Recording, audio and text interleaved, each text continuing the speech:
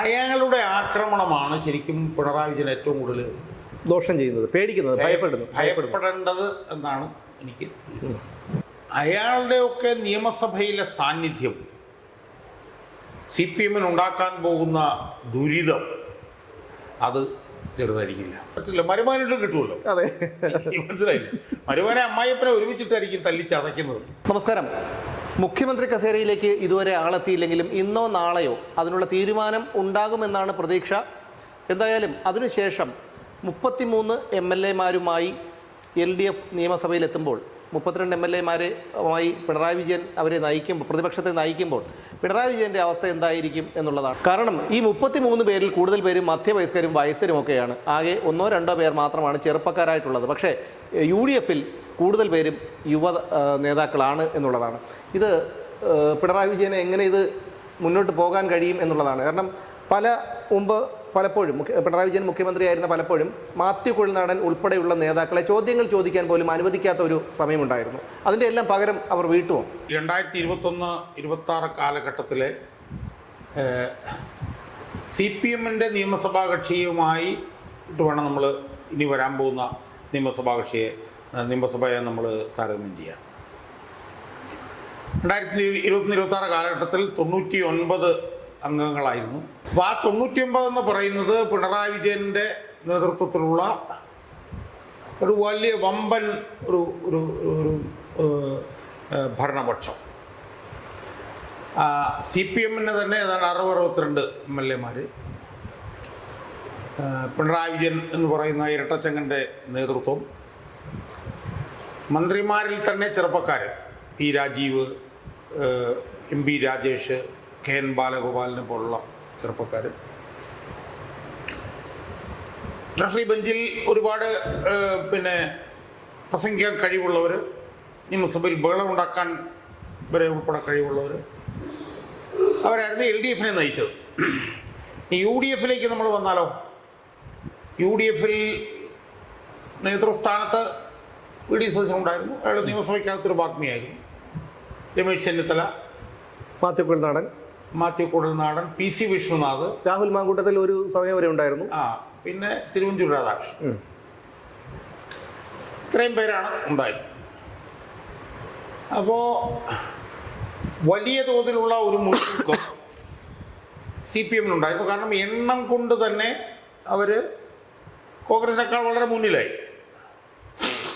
നിയമസഭയിൽ നടക്കുന്ന പല ചർച്ചകളിലുമൊക്കെ VD സതീശൻ ഒരു വാഗ്മി ആയതുകൊണ്ട് VD സതീശൻ എന്തെങ്കിലുമൊക്കെ ഇങ്ങനെ വിളിച്ച് പറയുന്നുള്ളതല്ലാതെ നിയമസഭയിലൊരു ആധിപത്യമൊന്നും ഒരിക്കലും പ്രതിപക്ഷത്തിന് ഉണ്ടായിട്ടില്ല. പക്ഷേ ഇതിനു മുമ്പ് പല അവസരങ്ങളിലും പ്രതിപക്ഷം വലിയ തോതിൽ നിയമസഭയ്ക്കകത്ത് കത്തിക്കയറുന്നതൊക്കെ നമ്മൾ പലപ്പോഴും കണ്ടിട്ടുള്ളതാണ്. ഇപ്പോൾ PS പ്രതിപക്ഷം വരുന്ന സമയത്തൊക്കെ നമ്മൾ കണ്ടിട്ടുണ്ട്. അവിടെ നിന്നാണ്, ആ 99-ൽ നിന്നാണ് അതിന് ഏതാണ്ട് ഒരു 3-1 നിലയ്ക്ക്, ഒരു 33-ലേക്ക് ഇപ്പോൾ വരാൻ പോകും. അപ്പോൾ നമ്മൾ ഈ 33-നെ നമ്മൾ ആദ്യം ഒന്ന് വിശകലനം ചെയ്യണം. അത് കഴിഞ്ഞിട്ടാണ് നമുക്ക് 102-ലേക്ക് വരാം. 33 എന്ന് പറഞ്ഞാൽ 33-നെ നേതൃത്വം നൽകുന്നത് വയോവൃദ്ധരും രോഗിയും ചെറിയ വോട്ടിന് തോറ്റയാളും സർവോപരി അഹങ്കാരിയും ഒരുപാട് ആരോപണ വിധേയനുമായിട്ടുള്ള ഒരു അവശനായിട്ടുള്ള ഒരു വയോവൃദ്ധൻ പിണറായി വിജയൻ്റെ നേതൃത്വം. പിന്നെ ഉള്ളത് 29 MLA-മാരാണ്. അതിൽ ആരാണെന്ന് ചോദിച്ചു കഴിഞ്ഞാൽ എന്തോ ഒരു മട്ടന്നൂർന്ന് ജയിച്ച അല്ലേ, VK സനോജുണ്ട്. പിന്നെ വേറൊരു പയ്യനുണ്ട്, ഒരു പുതുമുഖമുണ്ട്. പിന്നെ കല്യാശ്ശേരിയിൽ നിന്ന് ജയിച്ചിട്ടുണ്ട്. പിന്നെ ഒരു കൊലക്കേസ് പ്രതിയുണ്ട്, കാരായി രാജൻ. ചെറുപ്പമല്ലല്ലോ, ചെറുപ്പമല്ലെങ്കിൽ പിന്നെ അയാള്. പിന്നെ ഇങ്ങോട്ട് വന്നാൽ പിന്നെ ആരോഗ്യ ദൃഢഗാത്രനായ വേറെ ഉണ്ട്, AC മൊയ്തീൻ. അതെ അയാള്. പിന്നെ ആരാണെന്ന് നമുക്ക് അറിയില്ല, നമുക്ക് പേര് കൊണ്ടൊന്നും അറിയില്ല. CPI-യുടെ പിന്നെ ഇയാളുണ്ട്, പ്രസാദുണ്ട്, DK മുരളിയുണ്ട്, DR Anil, DR Anil, DK Murali അല്ല, DR അനിൽ, പിന്നെ ഇയാള്, പിന്നെ ആരോ, പിന്നെ രാജൻ, K രാജൻ അവരുണ്ട്. രവീന്ദ്രനാഥനാണെങ്കിലും വയ്യ. അത്രേ ഉള്ളൂ. അല്ല, തീരെ അവശനായി കഴിഞ്ഞ തവണ പോലല്ല. ഇനി UDF-നെ നമ്മൾ എടുത്താൽ VD സതീശൻ, രമേശ് ചെന്നിത്തല മുതൽ തിരുവഞ്ചൂർ രാധാകൃഷ്ണൻ മുതൽ PC വിഷ്ണുനാഥ്, VT ബലറാം, ഈ അബിൻ വർക്കി മുതൽ എനിക്ക് ഒരു 10-30ഓളം ചെറുപ്പക്കാരുണ്ട്. തോമസ്, ചെറുപ്പക്കാരുടെ പേര് പറയാൻ വിദ്യാബാലകൃഷ്ണൻ, അങ്ങനെ ഒരുപാട് പേരുണ്ട്. Ramya Haridas, P K Firoz. അപ്പോൾ അതിൽ യഥാർത്ഥത്തിൽ മാത്യു അതിൽ യഥാർത്ഥത്തിൽ പിണറായി വിജയൻ ഏറ്റവും കൂടുതൽ ഭയപ്പെടുന്ന ഇവരെ ആരെയല്ല. പിണറായി വിജയൻ ഏറ്റവും കൂടുതൽ ഭയപ്പെടുന്ന ഒരു MLA ഉണ്ട്. അയാളുടെ പേരാണ് KM ഷാജി. KM ഷാജിയാണ് ഇയാൾ ഏറ്റവും കൂടുതൽ ഭയപ്പെടുന്നത് എന്നാണ് എനിക്ക് സൂചിപ്പിക്കുന്നത്. കാരണം KM ഷാജി ഇന്ന് കേരളത്തിലെ രാഷ്ട്രീയ നേതാക്കന്മാരിൽ വെച്ച് ഏറ്റവും ഉശിരൻ പ്രസംഗം നടത്തുന്ന ഏറ്റവും വലിയൊരു വാഗ്മിയാണ് KM ഷാജി. അതുകൊണ്ട് തന്നെ KM ഷാജിയെ ഒതുക്കാൻ ഇയാൾ ഒരുപാട് ശ്രമങ്ങൾ നടത്തി. അഴിമതി കേസിൽ വീട് റെഡിയിപ്പിച്ചു, കേസെടുപ്പിച്ചു, ED അന്വേഷണം വന്നു. പക്ഷെ KM ഷാജി ഇതിനെല്ലാം മറികടന്നു. കേസിനെല്ലാം അയാൾ വിജയകരമായി മറികടന്നു. പക്ഷേ അയാൾക്ക് ഇതിൻ്റെ ഒരു സ്ട്രെസ്സിൻ്റെ ഭാഗമായിട്ടൊരു ഹാർട്ട് അറ്റാക്ക് പോലും ഇടയ്ക്ക് വന്നു ഞാൻ കേട്ടോ. ശരി. പക്ഷേ ഈ കേസുകളിൽ നിന്നെല്ലാം അയാൾ കുറ്റമുക്തനായി. അയാളുടെ ആക്രമണമാണ് ശരിക്കും പിണറായി വിജയൻ ഏറ്റവും കൂടുതൽ ദോഷം ചെയ്യുന്നത്, പേടിക്കുന്നത്, ഭയപ്പെടേണ്ടത് എന്നാണ് എനിക്ക്. കാരണം നമ്മൾ കഴിഞ്ഞ നിയമസഭയിലുള്ള പിണറായി വിജയൻ്റെ പ്രതികരണങ്ങൾ നമ്മൾ നോക്കണം. ഏകാധിപത്യപരമായിട്ടുള്ള താൻ പ്രമാണിത്വത്തിലുള്ള വേരട്ടൽ, അത് ഇത് മറ്റേ മാത്യു നടനൊക്കെ വരട്ടിയതൊക്കെ നമ്മൾ മാസപ്പടി കേസിലൊക്കെ ഈ കൈകൾ ശുദ്ധമാണ്, മകളെ കുറിച്ച് പറഞ്ഞാൽ അങ്ങ് ഭയപ്പെടുമെന്നാണോ എന്നൊക്കെ ചോദിച്ചിട്ട് വലിയ അഭിനയമാണ് കാഴ്ചവെച്ചതെന്ന് പിണറായി വിജയൻ നിയമസഭ പല അവസരങ്ങളിലും അയാളുടെ ആ ഒരു പ്രമാണിത്വം അത് നമ്മൾ കണ്ടതാണ്. അപ്പം അന്ന് അയാൾ ഇങ്ങനൊരവസ്ഥ ചിന്തിച്ചിട്ടുണ്ടാവില്ല. കാരണം അന്ന് അയാൾ വീണ്ടും അധികാരത്തിൽ വരുമെന്നുള്ളൊരു അഹങ്കാരത്തിലാണല്ലോ. അങ്ങനെയാണ് അന്ന് അയാൾ പ്രതിപക്ഷത്തെ ചവിട്ടി കൂട്ടി ഈ മൂലയ്ക്ക് ഇരുത്തിയത്. എന്നാൽ ഇനി വരാൻ പോകുന്ന നിയമസഭയിൽ യഥാർത്ഥത്തിൽ ഈ രോഗാതുരനായിട്ടുള്ള വന്ധ്യ വയോധികനെ കുറെ ചെറുപ്പക്കാർ പിള്ളേർ പിച്ച് കീറി പപ്പും കൂടെ പറിക്കുന്നത് കാണേണ്ടി വരും എന്നുള്ളത് ഒരു വല്ലാത്തൊരു കാഴ്ചയായി. അല്ല, ഞാനിനി സഭാ ടി വി കാണും. ഞാൻ ഇന്നലെ പറഞ്ഞു സഭാ ടി വിക്ക് ഇനിയിപ്പോൾ മറ്റ് ചാനലുകളിലെ റേറ്റിംഗ് കുറയും, സഭാ ടി വിക്ക് റേറ്റിംഗ് കൂടുകയും ചെയ്യും. ആ ഒരു അവസ്ഥയിലേക്ക് അപ്പോൾ സംഭവിക്കാൻ പോകുന്നത് പരമദയനീയമായിരിക്കും. അല്ല, സഭാ ടി വി വരുന്നത് മറ്റേ ഇതിലാണെങ്കിൽ പോലും അതിന് പരമദയനീയമായിരിക്കും. കാരണം ഇയാളായിട്ട് ഇങ്ങനെ കൊത്തിപ്പറിക്കുമ്പോൾ ഇയാൾക്കൊരു പ്രതിരോധം ഏർപ്പെടുത്താൻ ഒരാളും ആകെപ്പാടെ കുറച്ചുള്ളത് മരുമോനാണ്. മരുമോനത് ഇപ്പോൾ വീടല്ലല്ലോ, നിയമസഭയാണ്. അതുകൊണ്ട് മരുമോനൊന്നും പറ്റില്ല. മരുമോനിട്ട് കിട്ടുമല്ലോ. അതെ, മനസ്സിലായില്ലേ? മരുമോനെ അമ്മായിപ്പനെ ഒരുമിച്ചിട്ടായിരിക്കും തല്ലിച്ചതയ്ക്കുന്നത്. ചെറുപ്പക്കാരായിട്ടുള്ള അബിൻ വർക്കി, അതുപോലെ എത്രയോ പേര്, ഫിറോസ്, ഒരുപാട് പേര്. ഇപ്പോൾ വനിതകളിൽ തന്നെ ഫാത്തിമ തഹ്ലിയ എന്ന് പറഞ്ഞിട്ടുണ്ട്, അവരൊക്കെ എടുത്തിട്ട് പുതിയ ആളാണ്. അപ്പോൾ പരമദയനീയമായിരിക്കും. അല്ല, ഇനി അതിനേക്കാൾ മറ്റൊരു കാര്യമുണ്ട്. ഇയാൾക്ക് ഒരിക്കലും ഫേസ് ചെയ്യാൻ ആഗ്രഹിക്കാത്ത 3 പേരുണ്ട്. TK ഗോവിന്ദനും, B കുഞ്ഞികൃഷ്ണനും, G സുധാകരനും. സുധാകരൻ വാ തുറന്നു കഴിഞ്ഞാൽ എന്താണ് പറയണമെന്ന് അദ്ദേഹത്തിന് പോലും അറിയില്ല. ആ ചെറ്റത്തരം പ്രയോഗത്തെയൊക്കെ മറുപടി കൊടുക്കാതിരിക്കും. അപ്പോൾ ഒരു വശത്തെ ഈ ചെറുപ്പക്കാരുടെ, മറുവശത്ത് ഇവർ 3 പേര്. ഇവർ 3 പേരുടെ പ്രത്യേകത എന്താണെന്ന് ചോദിച്ചാൽ, ഈ CPM വിമതന്മാർ ജയിച്ച് MLA-മാരായി വരുന്ന ഒരു സാഹചര്യം ഇതുവരെ ഉണ്ടായിട്ടില്ല. അത് 3 പേരാണ് ഒരുമിച്ച് വന്നിരിക്കുന്നത്. രമ എന്ന് പറഞ്ഞാൽ അവർ CPM കൊന്ന ഒരാളുടെ ഭാര്യയും വേറൊരു പാർട്ടിയുടെ നേതാവും.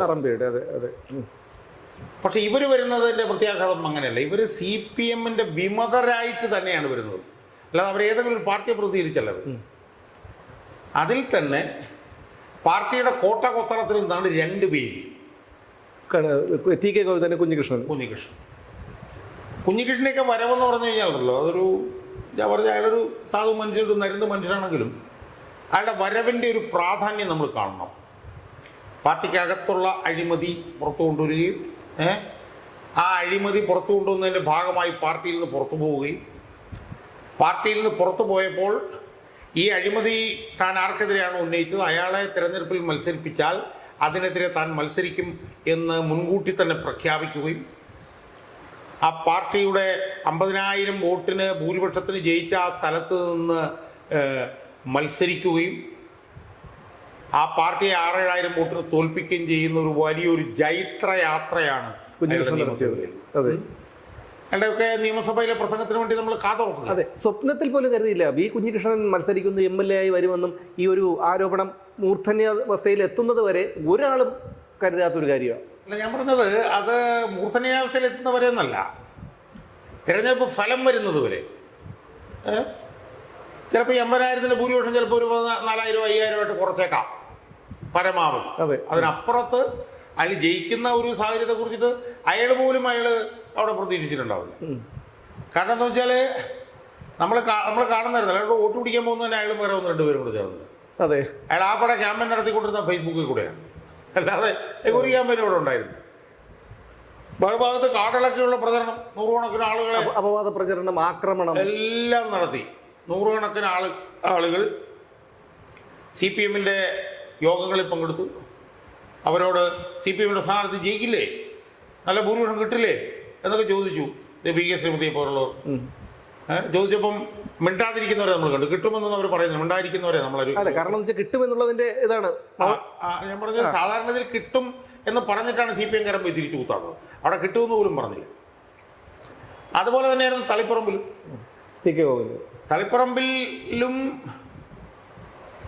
കുറെ വോട്ട് പിടിക്കും, ചിലപ്പോൾ ഒരു 5,000 വോട്ടിനായാലും CPM-ന്റെ സ്ഥാനാർത്ഥി ജയിക്കും എന്ന് വിചാരിച്ചു. കാരണം അത് CPM-ന്റെ സംസ്ഥാന സെക്രട്ടറി സംബന്ധിച്ചുള്ള ഒരു പ്രസ്റ്റീജ് ഇഷ്യൂ ആയിരുന്നു. അതുകൊണ്ട് തന്നെ കണ്ണൂർ ജില്ലയിലെ മുതിർന്ന നേതാക്കൾ P. ജയരാജന്റെ നേതൃത്വത്തിലായിരുന്നു അവിടെ വീടാന്തരം കയറിയുള്ള പ്രചരണം. P. ജയരാജനാണ് 100 കണക്കിന് വീടുകളിൽ കയറിയുന്നത്. അപ്പോൾ അവിടെയും ഒരു 4,000 വോട്ടിന് എഴുന്നേഴാണെങ്കിലും പിണറായി വിജയൻ ഈ ധർമ്മടത്ത് ജയിച്ച പോലെ 50,123 19,247 വരില്ലായിരുന്നു. പക്ഷെ അവിടെ എന്താ സംഭവിച്ചത്? അവിടെയും 10-12,000 വോട്ടിന്, അപ്പോൾ ഏതാണ്ട് 25,000 വോട്ടിന് MP ഗോവിന്ദൻ ജയിച്ചൊരു മണ്ഡലത്തിൽ ഒരു 18,000 വോട്ടിന് ഈ വിമതൻ ജയിക്കുക എന്ന് പറഞ്ഞാൽ എത്ര വോട്ട് അവിടെ മാറി എന്ന് ആലോചിച്ച് നോക്കണം. മാറിയിരിക്കുന്ന മുഴുവൻ CPM കാരുടെ വോട്ട്. പിന്നെ നമ്മൾ തെക്കോട്ട് വന്നാൽ അമ്പലപ്പുഴയും CPM-ന്റെ ഏറ്റവും വലിയൊരു കോട്ടയായിരുന്നു. അവിടെ ഒരു 10-25,000 വോട്ടിനാണ് സുധാകരൻ ജയിച്ചത്. അപ്പോൾ കേരള നിയമസഭയുടെ ചരിത്രത്തിൽ ആദ്യമായിട്ടാണ് CPM വിമതന്മാർ ജയിച്ചു വരുന്നത്. ഇതിനു മുമ്പ് വിമതന്മാർ ഉണ്ടായിട്ടുണ്ട്. KR ഗൗരിയമ്മ വന്ന് അങ്ങോട്ടും ഇങ്ങോട്ടും മാറി മത്സരിച്ചിട്ടുണ്ട്. MV രാഘവൻ മാറി മത്സരിച്ചിട്ടുണ്ട്. അവരൊക്കെ നിയമസഭയിൽ വന്നിട്ടുണ്ട്. പക്ഷെ അവരെല്ലാം മത്സരിച്ച് വേറെ ഏതെങ്കിലും ഒരു പാർട്ടിയുടെ ഭാഗമായിട്ടാണ് വന്നിട്ടുള്ളത്. എന്നാൽ വിമതൻ എന്ന് പറഞ്ഞുകൊണ്ട് അവർ വന്നിട്ടില്ല. ഈ വിമതന്മാർ നിയമസഭയിൽ നടത്താൻ പോകുന്ന ആക്രമണത്തെ പ്രതിരോധിക്കാൻ ഈ രോഗാതുരനായിട്ടുള്ള വന്ധ്യ വയോധികൻ പ്രയാസപ്പെടുന്നൊരു കാഴ്ച കേരളം കാണേണ്ടി വരും. അതിദയനീയമായിരിക്കും എന്ന് മാത്രമേ നമുക്ക് പറയാൻ പറ്റുള്ളൂ. ഇല്ല, അത് മാത്രമല്ല, ഇപ്പോൾ പലരും ആഗ്രഹം പ്രകടിപ്പിക്കുന്നതും പ്രതീക്ഷയും ഒക്കെ KK രമ 3ാം തവണയാണ് MLA ആകുന്നതാണ്, അവർ സ്പീക്കറാകും എന്നൊക്കെ ഉള്ളവരിതൊക്കെ പറയുന്നുണ്ട്. എന്തായിരുന്നാലും KK രമയും ഇത്തരം ചോദ്യങ്ങളൊക്കെ എന്തായാലും ഉന്നയിക്കാതിരിക്കില്ല. പല കാര്യങ്ങളും KK രമ എന്ന് പറയുന്നത് KK രമ 3ാം തവണയല്ല, 2ാം തവണ. KK രമ കഴിഞ്ഞ നിയമസഭയിൽ ഉണ്ടായിരുന്നു. KK രമ വേറൊരു പാർട്ടിയുടെ ഭാഗമാണ്. ശരിക്കും പിണറായി വിജയൻ ഏറ്റവും കൂടുതൽ പ്രതിരോധിക്കാൻ ബുദ്ധിമുട്ടുള്ളതും ഏറ്റവും ദയനീയമാകാൻ പോകുന്നത് ഈ 3 പേരുടെ. ഇപ്പൊ TK ഗോവിന്ദൻ എന്നൊക്കെ പറഞ്ഞ 10 പതിറ്റാണ്ടുകളോളം പിണറായി വിജയന്റെ കൂടെ ജോലി ചെയ്ത പാർട്ടിയിൽ പ്രവർത്തിച്ച ആളാണ് TK ഗോവിന്ദൻ. പിണറായി വിജയൻ ജില്ലാ സെക്രട്ടറി ആയിരുന്നപ്പോൾ അദ്ദേഹം ഏരിയ സെക്രട്ടറി ആണെന്ന് പറഞ്ഞിട്ടുണ്ട്. അപ്പോൾ അയാളുടെയൊക്കെ നിയമസഭയിലെ സാന്നിധ്യം CPM-ന് ഉണ്ടാക്കാൻ പോകുന്ന ദുരിതം അത് ചെറുതായിരിക്കില്ല. പിന്നെ കോൺഗ്രസിനകത്തും മുസ്ലിം ലീഗിനകത്തൊക്കെ ഒരു പിടി വാഗ്മികളുണ്ട്, ചെറുപ്പക്കാരുണ്ട്. ഇപ്പം മുസ്ലിം ലീഗിനകത്ത് തന്നെ നമ്മൾ എടുത്തു കഴിഞ്ഞാൽ KM ഷാജിയുണ്ട്, PK ഫിറോസ് ഉണ്ട്, PK ബഷീറുണ്ട്. അത് മാത്രമല്ല സന്ദീപ് വാര്യരും മോശക്കാരനൊന്നുമല്ല. മുസ്ലിം ലീഗിൽ നേരത്തെ കോൺഗ്രസിനകത്ത് പ്രസംഗിക്കാൻ കഴിയുന്ന ഒരു പിടി ആളുകളുണ്ട്. ഇപ്പൊ PC വിഷ്ണുനാഥുണ്ട്, VT ബൽറാമുണ്ട്, മാത്യു കുഴൽനാടുണ്ട്, അബിൻ വർക്കിയുണ്ട്, സന്ദീപ് വാര്യരുണ്ട്, ഇവൻ രമേഷ് പിഷാരടി നല്ലപോലെ സംസാരിക്കുന്നത്. പിന്നെ മുസ്ലിം ലീഗിൽ തന്നെ ഈ പറഞ്ഞ ഫാത്തിമ തഹ്ലിയ എന്ന് പറഞ്ഞവരുണ്ട്, മനസ്സിലായി. അപ്പോൾ അതുകൊണ്ട് തന്നെ നമ്മൾ ഇതൊക്കെ ജനാധിപത്യത്തിൻ്റെ ഒരു സൗന്ദര്യമാണ് നമ്മൾ കാണുന്നത്. കാരണം 10 വർഷക്കാലം പ്രതിപക്ഷത്തിനെ എത്രത്തോളം ഇട്ട് ചവിട്ടി മെതിച്ചോ അതിനെല്ലാം കൂടെ ചേർത്തുള്ളൊരു മറുപടിയാണ് ഇപ്പം യുവമാർക്ക് നിയമസഭയിൽ കിട്ടാൻ പോകുന്നത്. അപ്പം നിയമസഭയിൽ പ്രതിപക്ഷമായിട്ടിരിക്കുമ്പോഴും വലിയ സമരോത്സുകമായിട്ടുള്ള പോരാട്ടം നടത്തിയിട്ടുള്ള പാരമ്പര്യമുള്ളവരാണ് CPM ഇടതുപക്ഷവും. അച്യുതാനന്ദന്റെ നേതൃത്വത്തിൽ അതെ 2001, 2006 കാലഘട്ടത്തിലെ ഐതിഹാസികമായിട്ടുള്ള മനസ്സിലായോ, നിയമസഭ ആക്രമണം, മാണിക്കെതിരെ പറഞ്ഞത്, KR ഗൗരിക്കെതിരെ പറഞ്ഞത് നമ്മൾ കേട്ടിട്ടില്ല. അപ്പം അങ്ങനെയുള്ള ഒരു പല്ലും നഖവും ഉള്ള ഒരു പ്രതിപക്ഷത്തിൽ നിന്ന് പല്ലും നഖവും കൊഴിഞ്ഞ സടജടയായി മാറിയ ഒരു വന്ധ്യ വയോധികൻ രോഗാതുരൻ നേതൃത്വം നൽകുന്ന ഒരു പ്രതിപക്ഷത്തെ കാണാനുള്ള ഒരു സുവർണാവസരം നമുക്കുണ്ടായി എന്നതാണ് ഈ നിയമസഭയുടെ പ്രത്യേകത. എന്നെയൊക്കെ സംബന്ധിച്ചിടത്തോളം പറയുകയാണെങ്കിൽ ഞാനൊക്കെ കുറേ കാലമായി ഈ നിയമസഭാ നടപടികൾ ശ്രദ്ധിക്കാതിരുന്ന ആളാണ്. കഴിഞ്ഞ 10 വർഷമൊന്നും ഞാൻ പ്രതിപക്ഷമൊന്നും കാര്യമില്ല, അതുകൊണ്ട് കാര്യമില്ലല്ലോ. പക്ഷേ ഇനി വരാൻ പോകുന്ന നിയമസഭ, ആ നിയമസഭയിലെ നിയമസഭാ നടപടികൾ ഒരുപക്ഷെ നിയമസഭയിൽ പോലും പോയിരുന്ന് കാണാൻ ഞാൻ ആഗ്രഹിക്കുന്നുണ്ട്. കാരണം ഒരു പിടി അഴിമതികൾ, ഒരു പിടി കാര്യങ്ങൾ പുറത്ത് വരാനുണ്ട്. അതെല്ലാം എങ്ങനെ ഇവന്മാർക്കെതിരെ ഉപയോഗിക്കപ്പെടുന്നു എന്നുള്ളത് എൻ്റെ നേർക്കാഴ്ചയ്ക്ക് നിയമസഭയിലേക്ക് ഒരുപക്ഷെ എനിക്ക് തോന്നുന്നു ഞാൻ ഒരു നിയമസഭയിൽ ഒരു തവണ പോലും ഞാൻ പോയിട്ടില്ല, നിയമസഭാ സമ്മേളനം കാണാൻ. പക്ഷേ ഇത്തവണ അങ്ങനെ കാണാൻ പോകാൻ എനിക്ക് ആഗ്രഹമുണ്ട്. വളരെ ആകാംക്ഷയോടുകൂടിയാണ് ഞാനത് കാത്തിരിക്കുന്നത്. ഈ മുഖ്യമന്ത്രി തർക്കമൊക്കെ ഏതാണ്ട് 2-3 ദിവസങ്ങളിൽ തീർന്നു കഴിയുന്നതോടുകൂടി ഈ പിണറായി വിജയൻ നേതൃത്വം നൽകുന്ന ഈ ദുർബലമായ ഈ ഒടിഞ്ഞു മടങ്ങിയ പ്രതിപക്ഷത്തിനെതിരായിട്ടുള്ള ആക്രമണം കാണാനുള്ള തയ്യാറെടുപ്പ് ഞാൻ നടത്തും. നിയമസഭയിൽ പോയിരിക്കും, ഇത് കാണും. ഭരണപക്ഷത്തു നിന്നുള്ളവർക്ക് ആ നിലയിലുള്ള ഒരുപാട് സഹായങ്ങൾ നമുക്ക് ചെയ്തു കൊടുക്കാൻ പറ്റും. അതെല്ലാം ചെയ്തു കൊടുക്കാൻ ഞാൻ എപ്പോഴും സദാ സന്നദ്ധനായിരിക്കും എന്ന് എനിക്ക് സൂചിപ്പിക്കാം. എന്തായാലും കഴിഞ്ഞ 10 വർഷങ്ങൾ പിണറായി വിജയൻ താണ്ഡവമാടുകയായിരുന്നു നിയമസഭയിൽ. ചോദ്യങ്ങൾ ചോദിക്കാൻ പോലും കഴിയാത്ത രീതിയിൽ പ്രതിപക്ഷത്തെ അടിച്ചമർത്തി, നാക്ക് തള്ളിക്കാണിച്ചും കണ്ണുരുട്ടി കാണിച്ചുമൊക്കെ ഭയപ്പെടുത്തി പിണറായി വിജയനെ സംരക്ഷിക്കാനും അവിടെ MLA-മാരുണ്ടായിരുന്നു. പക്ഷേ അതൊക്കെ മാറി വന്നിരിക്കുകയാണ്. തീർത്തും ദുർബലമായ, ഒരുപക്ഷെ കേരളത്തിൻ്റെ ചരിത്രത്തിൽ തന്നെ ഏറ്റവും ദുർബലമായിട്ടുള്ളൊരു പ്രതിപക്ഷമാണ് ഇനി വരാൻ പോകുന്നത്, ഏറ്റവും ശക്തമായിട്ടുള്ളൊരു ഭരണപക്ഷവും. അങ്ങനെ വരുമ്പോൾ ഈ പറയുന്ന വളരെ ചുറുചുറുക്കുള്ള വാഗ്മികളായ പല ചെറുപ്പക്കാരായ MLA-മാരും UDF-ലുണ്ട്. അവരൊക്കെ ഈ പിണറായി വിജയനെയും മൊയ്തീനെയും റിയാസിനെയും ഒക്കെ ഏത് രീതിയിലാണ് കൈകാര്യം ചെയ്യുന്നത് എന്നാണ് നമുക്ക് കാണാനുള്ളത്. എന്തായാലും ഈ ഒരു മനോഹരമായ കാഴ്ച കാണാനാണ് ഞാനും കാത്തിരിക്കുന്നത്. അതെന്തായാലും നിയമസഭയിൽ പോയിട്ടല്ലെങ്കിൽ പോലും സഭാ TV-യിലെങ്കിലും അത് കാണണം എന്ന് തന്നെയാണ് എൻ്റെ ആഗ്രഹം. എന്ത് കാര്യങ്ങൾ മാറ്റിവെച്ചിട്ടായിരുന്നാലും അത് കാണണം. എന്തായിരുന്നാലും കേരളത്തിലെ ജനങ്ങളും കാത്തിരിക്കുന്ന ഒരു കാഴ്ചയാണത്. വീണ്ടും കാണാം.